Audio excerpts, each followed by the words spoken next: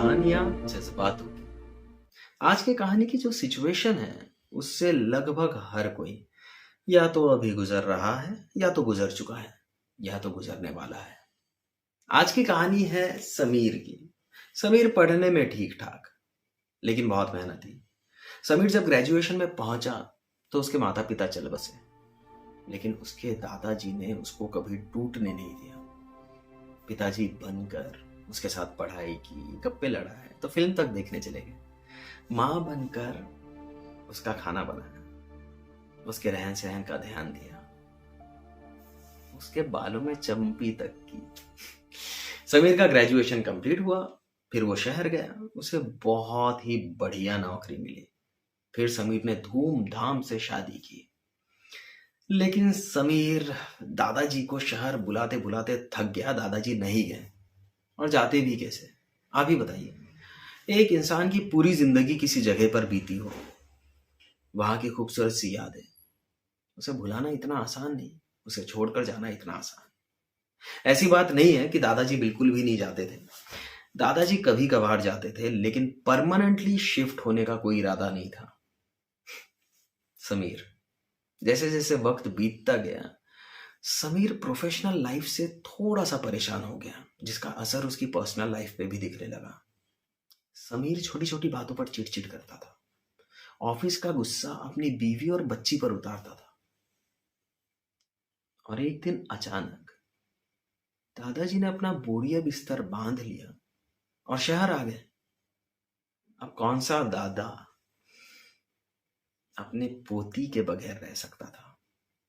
लेकिन दादाजी सिर्फ पोती के लिए नहीं है, दादाजी बहुत समझदार थे। दादाजी आए अपनी बहू के लिए। ऑफिस का काम करना, फिर बच्ची को संभालना, भले ही आपके यहाँ काम वाली हो, लेकिन घर के छोटे छोटे काम निकलते ही रहते हैं, है ना। अब दादाजी को 1 महीना बीत चुका था। दादाजी समझ गए कि ये मेरा समीर नहीं है। मेरा समीर इतना नीरस, इतना परेशान नहीं रह सकता।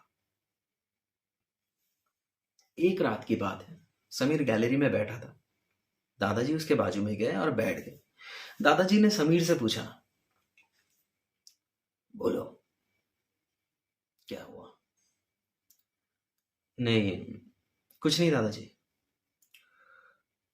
बोलो क्या हुआ? दादाजी क्या बताऊं, मेरे बॉस ने ना मेरा जीना हराम कर दिया। मैं गधे की तरह काम करता हूं, लेकिन सारा क्रेडिट मेरा बॉस लेके चले जाता है। तो तो क्या? जी चाहता हूं उसका मुंह तोड़ दूं। कल मैं ऑफिस में जाऊंगा, सबसे पहले उसके कान के नीचे एक लाफा मारूंगा, उसके बाद अपना रेजिग्नेशन उसमें मुंह पे फेंक के मारूंगा। तुम इस सिचुएशन में हो, इस पोजीशन में हो ये सब करने के? नहीं हूं। क्या होगा? 2-3 महीना मैं अपने घर पे बैठूंगा, उसके बाद कोई भी जॉब ढूंढ लूंगा।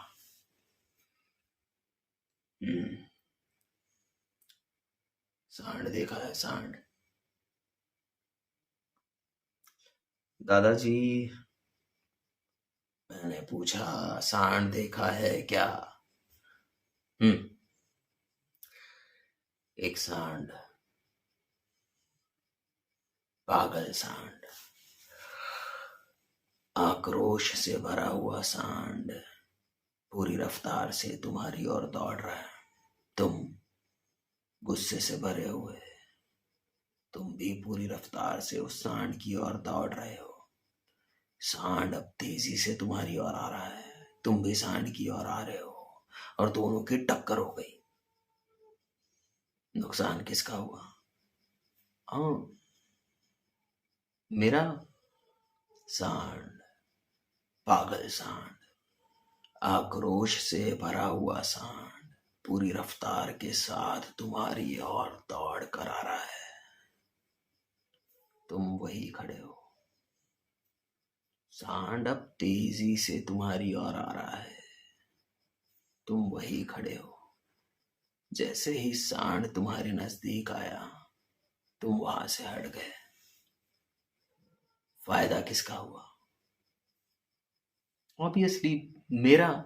इसलिए तो मैं जॉब से रिजाइन कर रहा हूं। तुम नहीं समझे।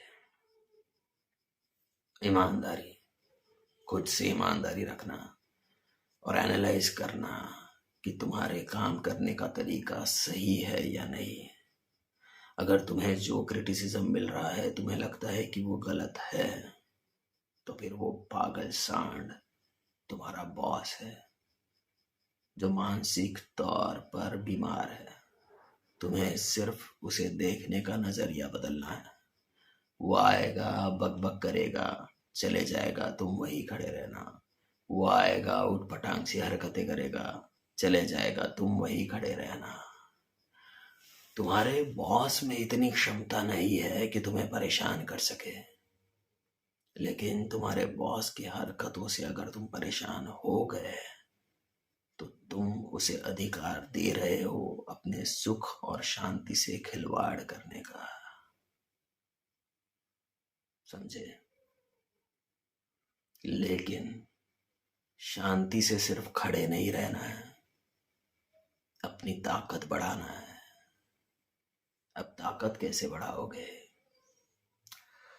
जॉब स्विचिंग के ऑप्शन ढूंढो, अपनी क्वालिफिकेशन को बढ़ाओ, या जो भी तरीका तुम्हें सही लगता है।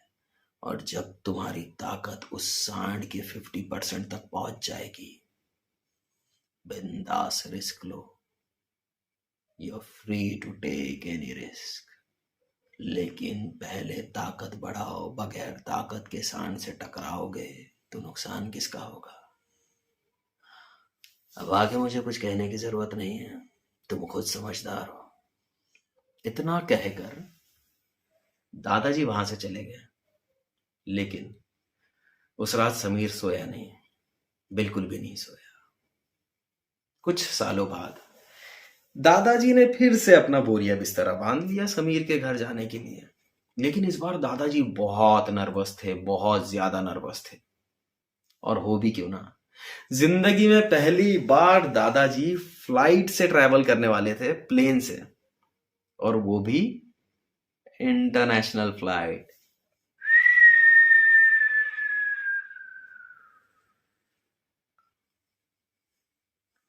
इस कहानी के सार की बात करूं तो आपकी शांति और आपका सुख है खजाना आपके जीवन का। मत देना अधिकार ना परायों को ना अपनों को इस खजाने से खिलवाड़ करने का। तो इसी जोशीले थॉट के साथ हम आपसे फिर एक बार मिलेंगे। इस वीडियो को, इस कहानी को ज्यादा से ज्यादा लाइक कीजिए, शेयर कीजिए और तुरंत चैनल को सब्सक्राइब कीजिए, क्योंकि जब हम पॉजिटिव लोगों के साथ रहते हैं तो हमारी जिंदगी अपने आप पॉजिटिव हो जाती है। सब्सक्राइब कीजिएगा।